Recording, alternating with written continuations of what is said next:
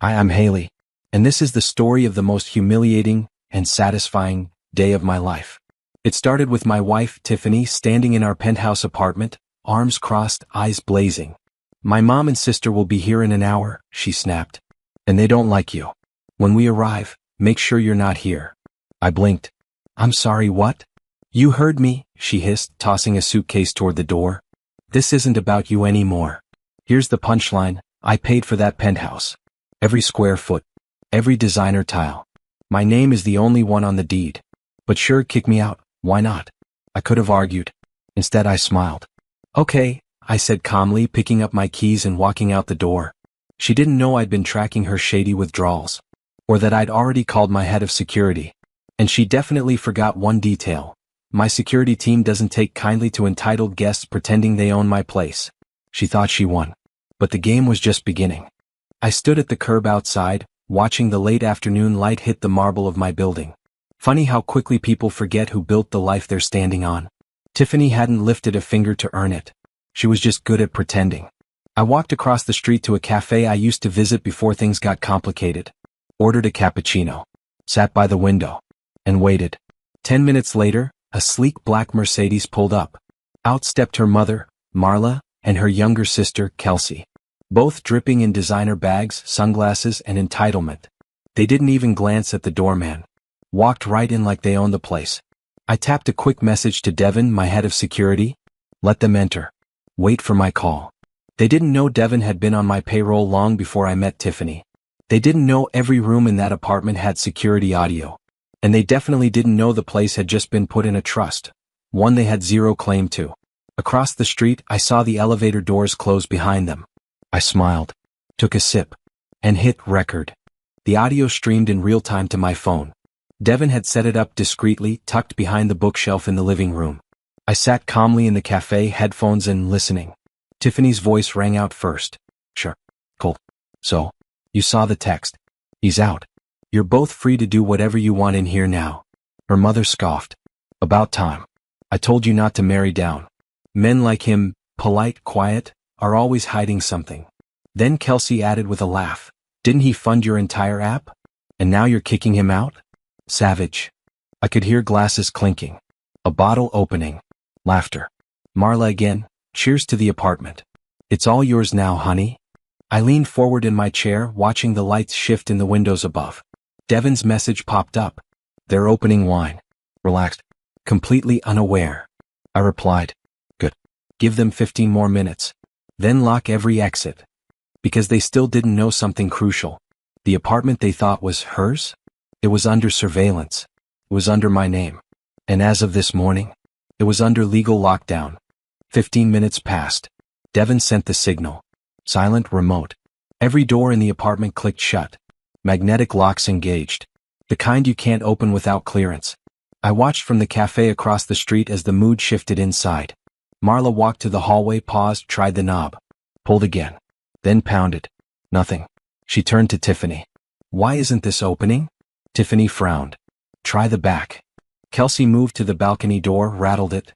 Sealed tight. Her voice rose. "What the hell?" I tapped a command on my phone. The speaker system inside chimed softly. Then my voice played through the apartment. "Welcome, uninvited guests. You've activated private lockdown mode." I watched their faces freeze on the monitor. Tiffany's mouth dropped open. "What is this?" I spoke again. "This apartment isn't yours, Tiffany. Never was. You forgot something important. This place is mine. I let you stay. I watched you betray me inside these walls. And now you're going to listen." Devin messaged again. "They're panicking. What's next?" I replied. "Truth. We start with that." Inside the apartment, the panic grew louder.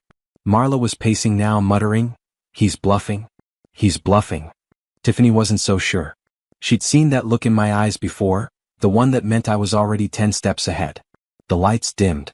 The giant living room screen flickered on. A video began to play. It was them. Hidden security footage from 2 nights ago. Tiffany whispering to her mom and sister in my kitchen. "He's too soft. We get him out, change the locks, and the place is ours." Marla laughed in the recording. "You should have married a real man." "Kelsey?" She was pouring wine. "Don't worry. Once he's gone, we'll redecorate. This place has so much wasted potential. Inside the apartment, reality was dawning. Tiffany ran to the screen and yanked the plug. The video kept playing. Backup battery. Always prepared. I tapped the mic again. Did you think I didn't know? That I didn't hear every word? Every plan? This is my home. And I protect what's mine. Kelsey finally broke. Let us out. Now. I just sipped my espresso. Tiffany stood frozen by the screen, the color drained from her face. Kelsey was banging on the apartment door now, yelling for someone to let them out. But the locks weren't just ordinary, they were my custom-installed, biometric-coded, fail-safe doors. Designed for one thing, control. Marla finally turned to Tiffany and hissed, "You said he was a pushover. A child. You said he wouldn't fight back." I watched it all unfold on my phone screen from the security room, calm as ever. The espresso was almost finished. I took one last sip and leaned forward. With a single swipe, I muted their screams. The cameras went silent, but the image stayed. They were trapped, not physically but emotionally, psychologically, inside a house they thought they owned. I activated the intercom again. "An hour ago, you told me to pack my things and get out," I said softly. "Now it's your turn. But here's the difference, you'll leave with nothing." They looked around. My paintings. My design. My name on the lease. Everything was mine. I smiled. Let the countdown begin. I gave Devin the signal. The locks disengaged with a soft mechanical hum. No drama. No alarms. Just quiet authority. Security escorted them out one by one. Marla went first, still shouting about lawyers and connections. Her voice echoed down the hallway, but no one listened. Power sounds different when it's gone. Kelsey followed, phone in hand, live stream already rolling.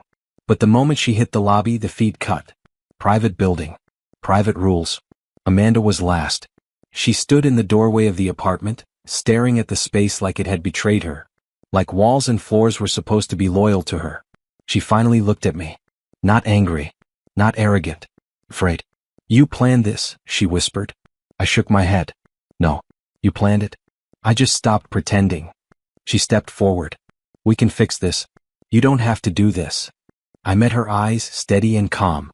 "You stopped being my wife the moment you told me I didn't belong in my own home." Devin cleared his throat. "Sir, shall we proceed?" I nodded. And just like that, Amanda was escorted out of the life she thought she owned. One final door closed behind her. The silence that followed was the loudest sound I'd ever heard. Devin reset the locks behind them. One click. Then another. Like sealing a vault, not to keep something precious in, but to keep something poisonous out. I walked through each room slowly. Not searching. Not grieving. Just remembering. The echoes of arguments that never should have happened. The empty smiles. The warnings I ignored. The signs I explained away. I stood at the window. Same view, different life. The skyline didn't change, but I had. My phone buzzed. A message from the building manager. Removal complete. Personal items boxed and delivered. Let us know if you'd like to change interior codes. I replied, change everything. Then I opened the envelope Devin had handed me earlier.